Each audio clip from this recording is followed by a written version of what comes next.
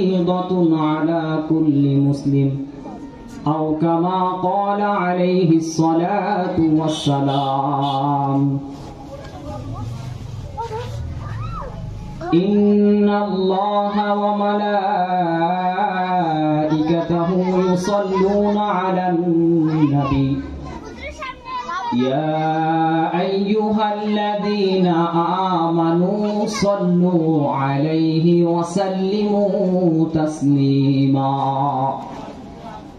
اللهم صل على محمد وعلى آل محمد كما صليت على إبراهيم وعلى آل إبراهيم إنك حميد مجيد اللهم بارك على محمد وعلى آل محمد كما باركت على إبراهيم وعلى آل إبراهيم إنك حميد مجيد সম্মানিত উপস্থিতি জামিয়াতুত তাহফিজ হিফজুল কোরআন মাদ্রাসা এর উদ্বোধনী উপলক্ষে একটি ওয়াজ ও দোয়ার মাহফিলের আয়োজন করা হয়েছে। এটি একটি মাহফিল বললে চলে না, বরঞ্চ কোরআনের ভাষায় হাদিসের ভাষায় একটা মজলিসকে জান্নাতের বাগান বলে রাসূল সাল্লাল্লাহু আলাইহি ওয়াসাল্লাম আখ্যায়িত করেছেন। যদিও আমরা কয়েকজন মুষ্টিময় মানুষ এখানে বা দূর নিকট থেকে কিছুজন মানুষ আমরা কান পেতে বসে আছি, কিন্তু কোরআন হাদিসের ভাষা অনুযায়ী এটা হচ্ছে জান্নাতের বাগান। অতএব জান্নাতের বাগানে জান্নাতকে দেখতে যদি কেউ চায়, সে যেন এই সমস্ত কোরআনের আলোচনা হয় যেখানে, কোরআন হাদিসের আলোচনা হয় যেখানে, তারা যেন সেখানে চলে আসে এবং সেখানে বসে যায়। এটি এমন একটি স্থান যে স্থান নিয়ে ফেরেশতারাও কি করে গর্ব করতে আলোচনা করে, গর্ব করে। এমনকি এই স্থানগুলোকে এই জান্নাতের বাগানে যখন মানুষ আল্লাহ সুবহানাহু ওয়া তাআলার বরত্ব আর আজমতের কথা আলোচনা করে, তখন ফেরেশতারা আসমানে পর্যন্ত হইচই পড়ে যায়। এমনকি ওই স্থানকে ফেরেশতারা বেষ্টন করে নেয়, একজনের কাঁধে চড়ে আরেকজনের কাঁধে চড়ে আসমান পর্যন্ত পৌঁছে যায়। আর তখন আল্লাহ সুবহানাহু ওয়া তাআলা তাদেরকে জিজ্ঞাসা করে, হে ফেরেশতারা, তোমরা এখানে এমন করতেছো কে?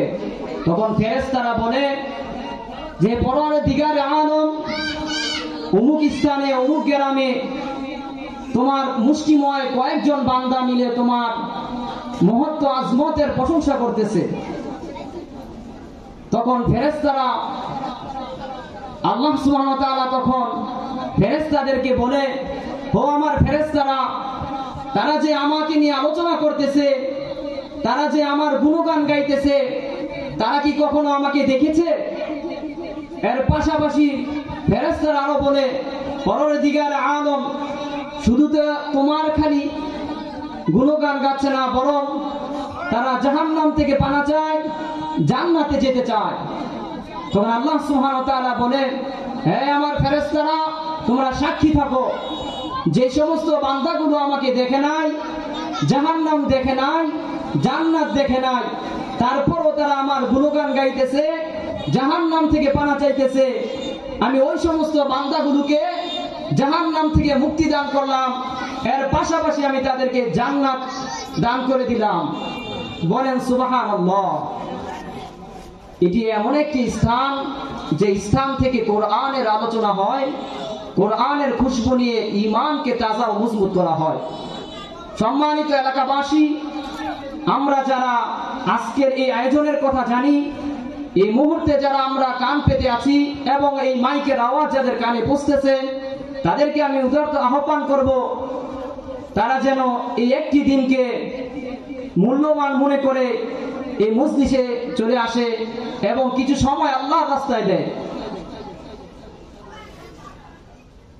আল্লাহর রাস্তায় যতটুকু সময় ব্যয় করবে, এই সময়টুকু একজন বান্দার জন্য একটি গাছ হিসেবে, ফল হিসেবে থেকে যাবে। সম্মানিত এলাকাবাসী,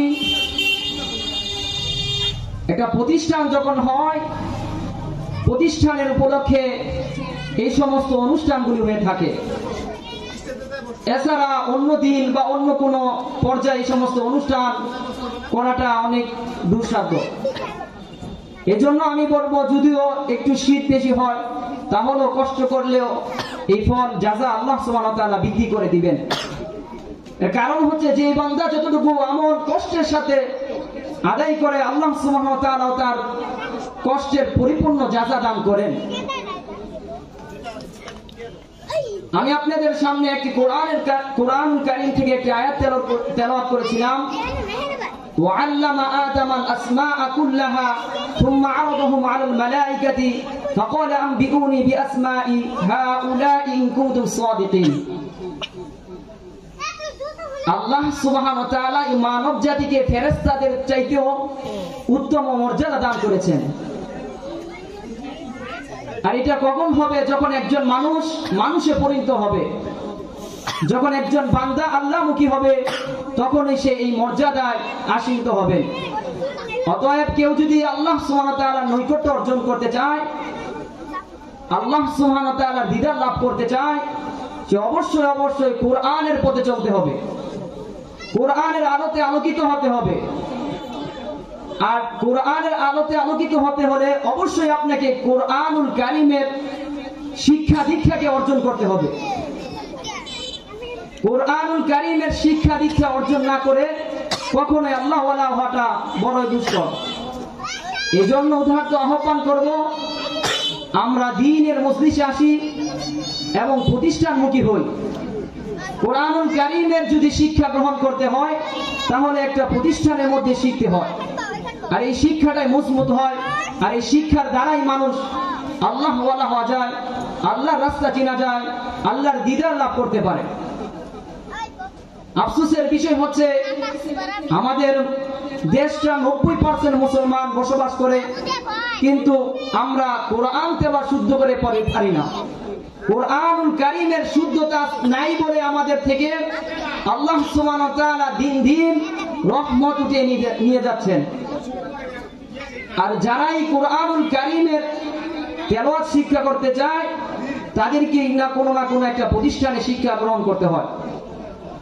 আল্লাহ সুবহানাহু ওয়া তাআলা নবী করিম সাল্লাল্লাহু আলাইহি ওয়াসাল্লামকে 40 বছর অতিবাহিত হওয়ার পর যখন নবুয়ত দান করলেন, তখন আল্লাহ সুবহানাহু ওয়া তাআলা কোরআনুল কারীমের 6666 আয়াত নাযিল করার সর্বপ্রথম যে আয়াতটি নাযিল করেছিলেন, সেই আয়াতটি হচ্ছে ইকরা বিসমি রাব্বিকাল্লাযী খলাক। আল্লাহ সুবহানাহু ওয়া তাআলা বলেন, ইকরা বিসমি রাব্বিকাল্লাযী খলাক।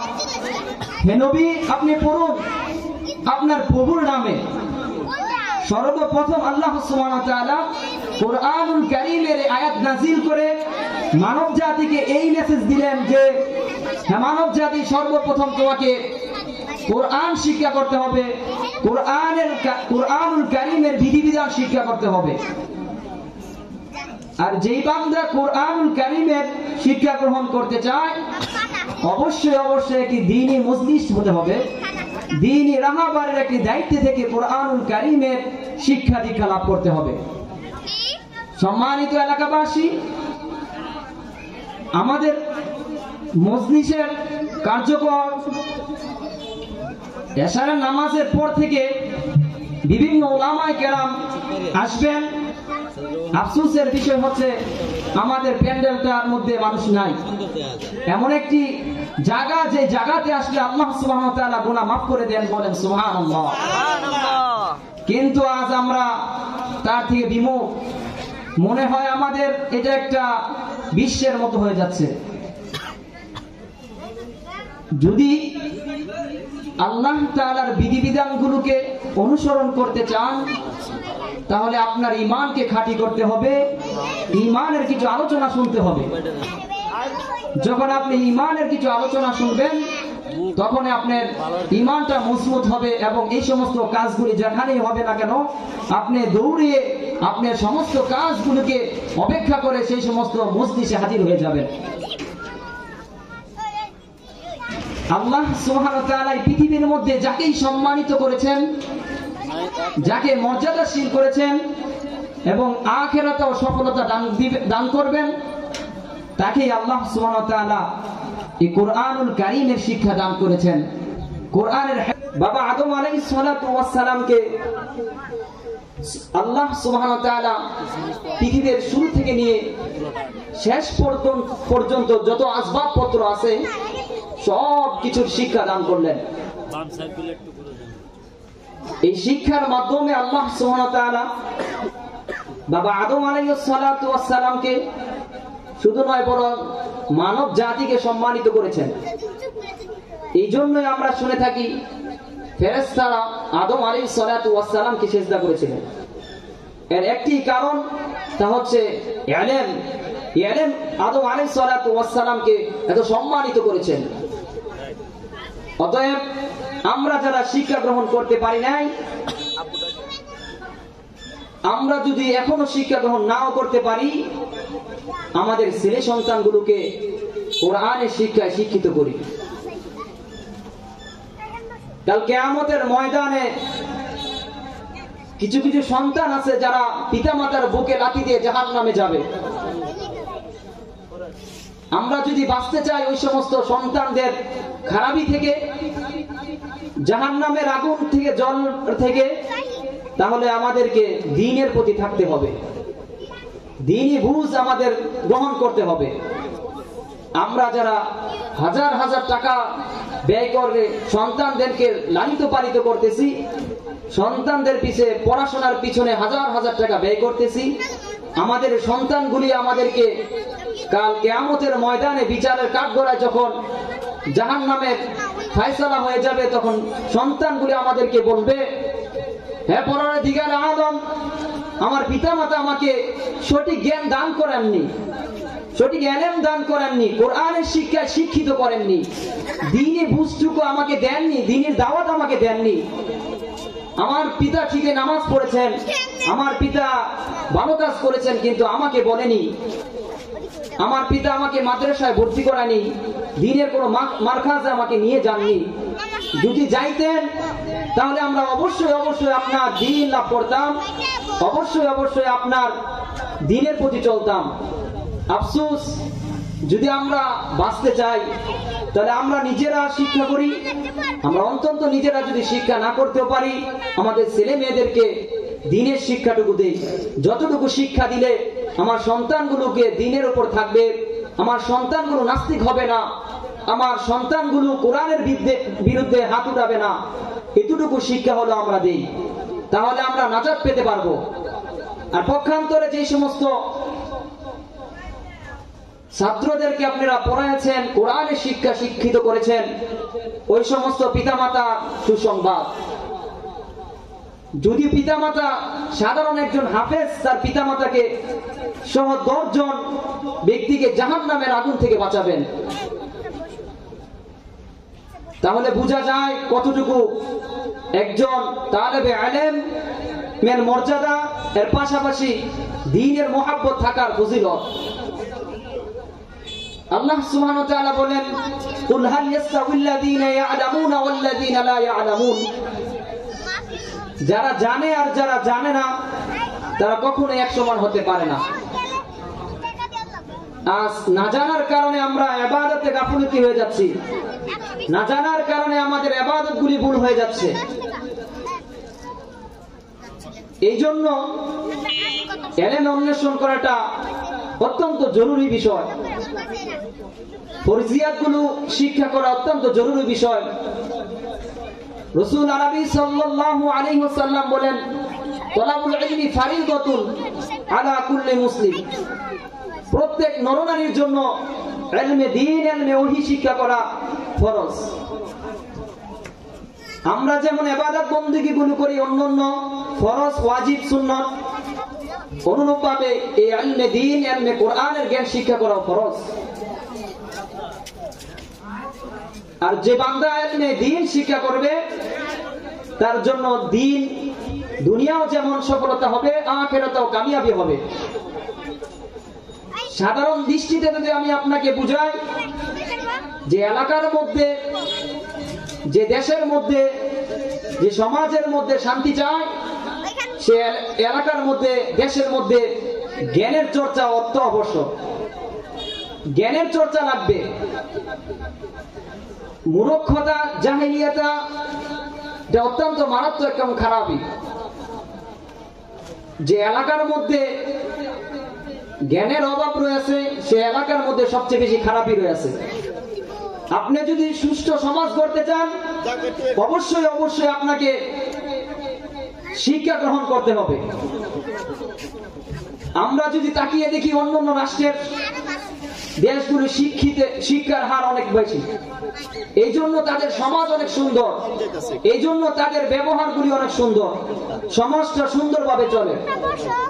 আমরা যদি আমাদের সমাজে, দেশে, রাষ্ট্রের মধ্যে যদি জ্ঞানের হার বৃদ্ধি করতে পারি, তাহলে আমাদের সমাজ থেকে খারাপই দূর হবে, আমাদের সন্তানগুলো খারাপ হবে না, অত্যন্ত পিতামাতার সাথে খারাপ ব্যবহার করবে না, তার জ্ঞান অবশ্যই অবশ্যই তাকে বাধা দিবে। এই জন্য যদি সমাজকে সুন্দর করতে চাই, রাষ্ট্রকে যদি সুন্দর করতে চাই, তাহলে জ্ঞান অর্জন করতে হবে। আর তার মধ্যে সবচেয়ে উন্নত মানের জ্ঞান হচ্ছে কোরআনের জ্ঞান।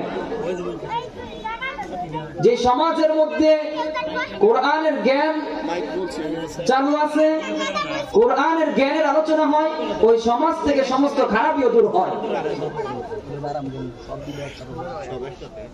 বাস্তব অভিজ্ঞতা, বাস্তব দেখাও যদি আমরা চিন্তা করি, অন্যান্য রাষ্ট্রগুলিতে যখন কোনো ভাইরাস আছে, যখন কোনো মহামারী বা কোনো অন্যান্য কোনো কিছু হয়, তাহলে তাদের দেশগুলি বিনষ্ট হয়ে যায়, ধ্বংস হয়ে যায় অনেকই।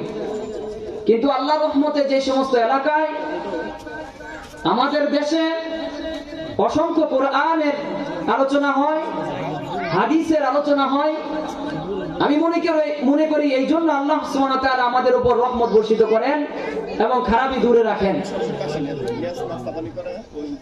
অতএব আমার একটুটুকুই বক্তব্য, আমার এই এলাকাবাসীর যত ভাইরা আছেন, আমি আরজ করিব আপনাদের সন্তানগুলোকে শিক্ষামুখী করুন, সাধারণ শিক্ষা দেন, কোরআনের শিক্ষাও দেন। কোরআনের শিক্ষার পাশাপাশি আপনি অন্যান্য দিনের, অন্যান্য স্কুল ভার্সিটির শিক্ষাটাও দেন, তাতে কোনো সমস্যা নেই। আমার ওস্তাদ বলতেন একটা কথা প্রায় সময়, যখন একজন ব্যক্তি পোলাও, বিরিয়ানি বা উন্নত মানের খাবার খায়, আর এই খাবারের পূর্বে যদি সে একটি পেঁয়াজ খায় নেয়, সাধারণ আমরা যে পেঁয়াজ রান্না করে পেঁয়াজ যদি, কাঁচা পেঁয়াজ যদি সে চাবায় নেয়, সে যত উন্নত মানের খাবার খাবে না কেন, সে যখন ডেকুর দিবে তখন অবশ্যই অবশ্যই তার ওই ডেকুরের সাথে পেঁয়াজের গন্ধ আসবে।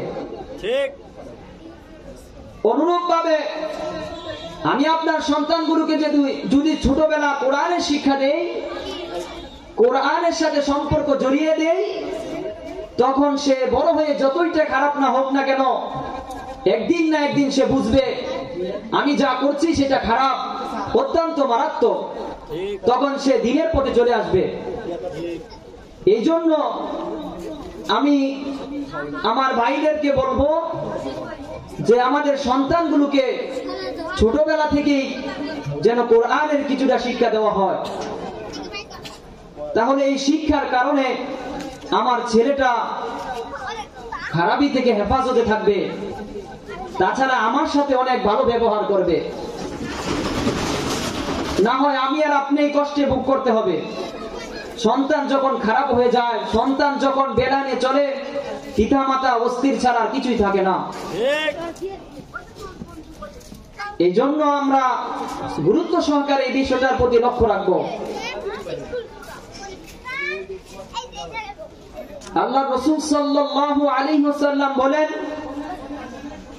তোমরা ইলমে ফারায়েজ গুলোকে শিক্ষা করো, কেননা আমাকে উঠিয়ে নেওয়া হবে। যদি তোমরা ইলমে ফারায়েজগুলি শিক্ষা না করো তাহলে তোমরা দ্বীন থেকে সরে যাবে। আর যখন মানুষ দ্বীন থেকে সরে যাবে তখন ওই দেশের মধ্যে, রাষ্ট্রের মধ্যে খারাপি, খুন খারাপি, জিনা, ব্যভিচারে ছয় লাভ হয়ে যাবে। বর্তমান সমাজটা এমন হয়ে যাচ্ছে।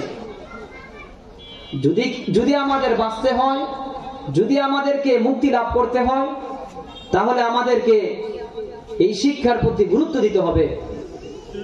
আর যে ব্যক্তি এই শিক্ষার প্রতি গুরুত্ব দিবে সেই কামিয়াবি হবে, দুনিয়াতেও সে সফল হবে, আখিরাতেও সফল হবে। আল্লাহ সুবহানাহু ওয়া তাআলা আমাদেরকে দ্বীনি বুঝ দান করুন, আমিন। আর প্রতিষ্ঠানকেও কবুল করুন।